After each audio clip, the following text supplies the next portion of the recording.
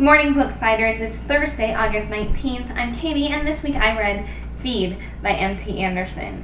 The story is basically about a time in the future when people have microchips installed in their brain, and it's basically like having the internet in your brain. People are just constantly barraged by advertisements. You have instant access to all kinds of media. You can instant message people just using your brain. The story reminded me a lot of 1984, actually. It kind of has that sci-fi dystopia thing going for it. I tried to read this last summer, and I couldn't get through it. I got like 100 pages in, and I just gave up. And I think a big part of that is actually part of the reason why this gets so much critical acclaim, is that it's written in the way that people speak. So the dialogue is written in the way that people actually talk, and all of the exposition is the way that people speak. And I find that really tedious to read. It's for the same reason I didn't like Huck Finn. Like in high school, I tried to read Huck Finn and just gave up and read the Spark Notes for my English class because I couldn't take it. Luckily, once you get into the plot of this book, you can kind of start to ignore all of that. I am really glad that I got all the way through it. It's an excellent piece of writing.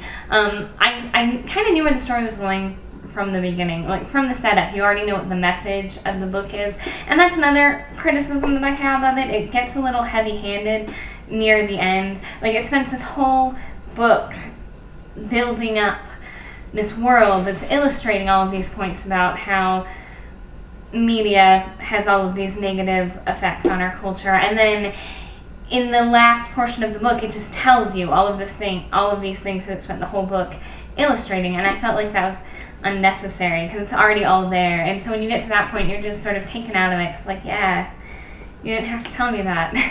I got it from the whole rest of the book where you were just showing us that stuff. But yeah, I mean, I would definitely recommend it, though. I mean, 4 out of 5, definitely.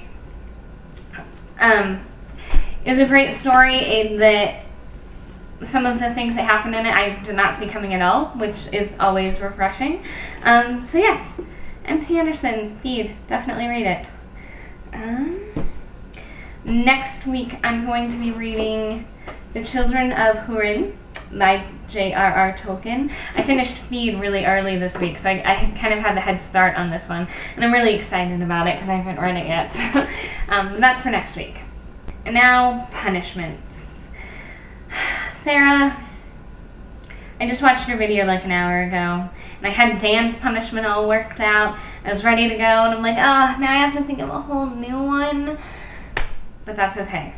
That's okay, because I have a good one. Because you, Sarah, your punishment is to read Confessions of an Heiress by Paris Hilton as your book next week. And not only do you have to read it, but in your video where you talk about the book you read, I would like you to tell us about what Paris Hilton writes, how it applies to the human condition, and what we can learn from the Confessions of an Heiress. Dan, your punishment, if you choose mine, is to go to a local open mic and do a dramatic reading of a feminist poem, and I'll link to like 3 that you can choose from down in the doobly-doo, whatever we're calling it.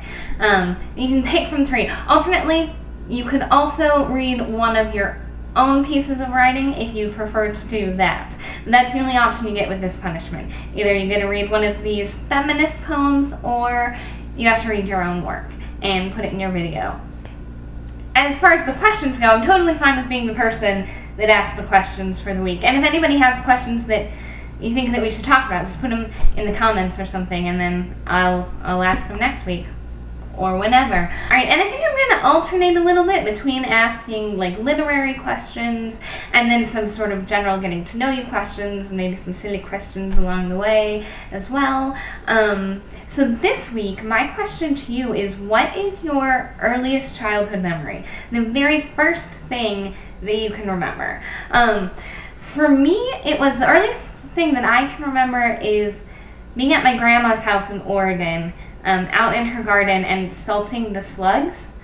This was like a fun activity for us when we were little. She just send us out to the garden to salt the slugs, and that's the first thing that I remember. I was out there in my little dress, holding an umbrella and salting slugs.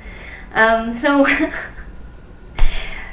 what's the first thing you guys can remember? That's my question for this week. And Julia, you asked a question in your video. I don't think anybody else answered it, but I will. You asked about what our superstitions are. I don't really have any that I can really think of that I live and breathe by any means. I guess the only superstition that I do have is at work. As soon as you make a comment about how you don't think it's going to be busy, or you're going to try to leave early if it doesn't get too busy that night, it will automatically become the most hellish night you have ever worked. It's just automatic. It's automatic. And it's not even a superstition anymore. It's just backed up by evidence. Because that's how it always works out. So I'm just like, whenever I can tell someone's going to make a comment like that, I'm like, oh no. Because if you say it, it's going to ruin the whole night, and I'm going to blame you. But I guess that's the only superstition that I really have. So that does it for me today. Julia, I will see you tomorrow, and best wishes.